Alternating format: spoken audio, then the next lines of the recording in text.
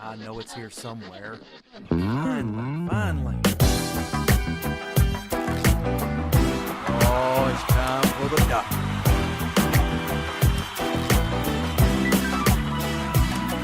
You're listening to Dr. Bill, the computer curmudgeon. Take it away, Doctor. All right, this is a continuation of, sort of a continuation, of the last Dr. Bill show that we did. And this is going to be part 2 of Sticking It to the Man. There you go. All right, let's take a look at what we've got here. I'm going to bring up a folder in my downloads directory.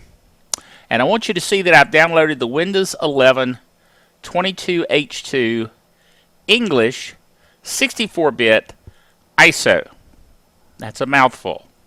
Okay, but this is the ISO that you would use, 5.4 gig, okay, pretty good sized, ISO that is used to install Windows 11, with all of its Microsoft evilness of requiring a TPM chip enabled, requiring a certain level of CPU, even though your existing hardware is perfectly fine and can run Windows 11 perfectly fine. They're going to force you to upgrade because they're in league with the chip manufacturers and the PC manufacturers to force you to get a higher, newer level of PC, because of course they are.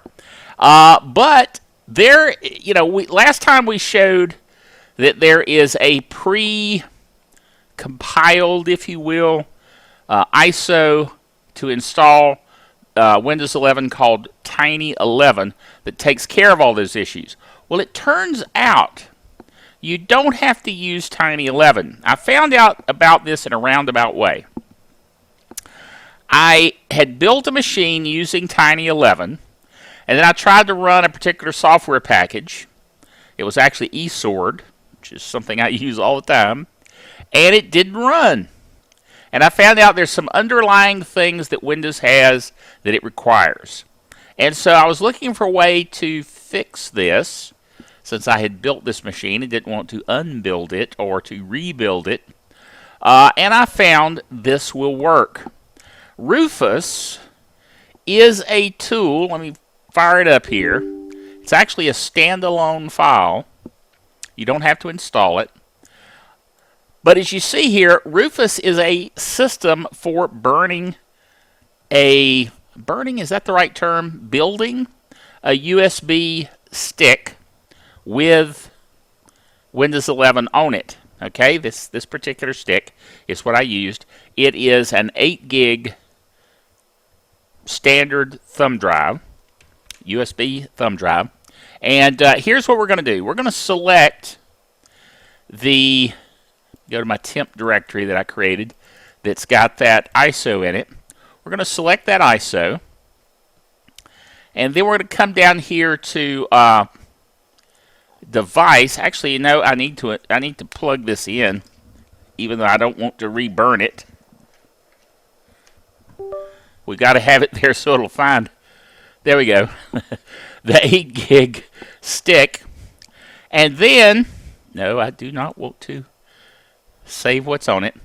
If we look into the target system, we'll go over here and make it an MBR partition scheme, and target system of BIOS. Okay, that is for a standard legacy boot rather than a UEFI boot. Okay, so choose these options, click Start, and look what comes up.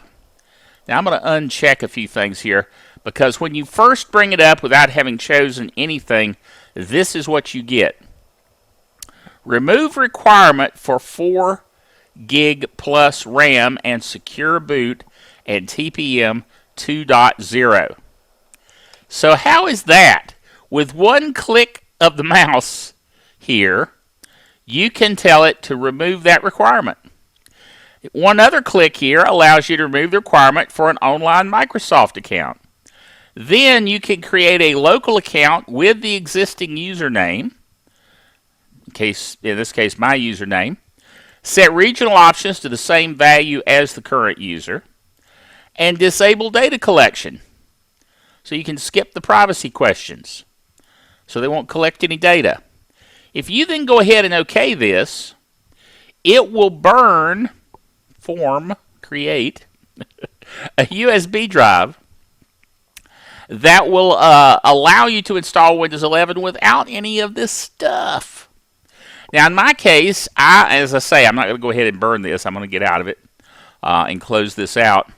But basically, when I created this USB stick, it allowed me to install Windows 11 over the top of Tiny 11 and get, you might say, all of the Windows underlying files that were missing out of Tiny 11. Now, you might say, it sounds like you're defeating the purpose of getting all that bloatware out of there. Well, yes and no. In my case, it gave me the underlying stuff I needed to run eSword, and now it runs fine.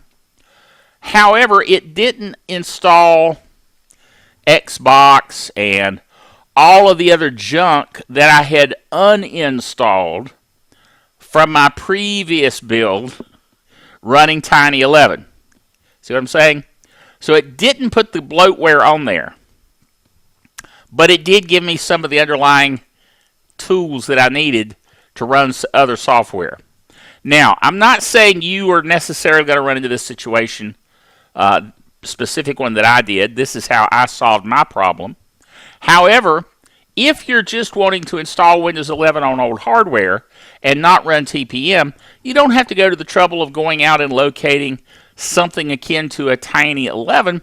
You can simply just use Rufus, this tool, to create your USB stick without these options. Kind of, you might say, cut out the middleman of sticking it to the man, which I think is a worthwhile thing. So anyway, I wanted to share this little tidbit with you that I found, and hopefully some of you will find it very useful in your sticking it to the man. So until next time, remember that the doctor is out of here.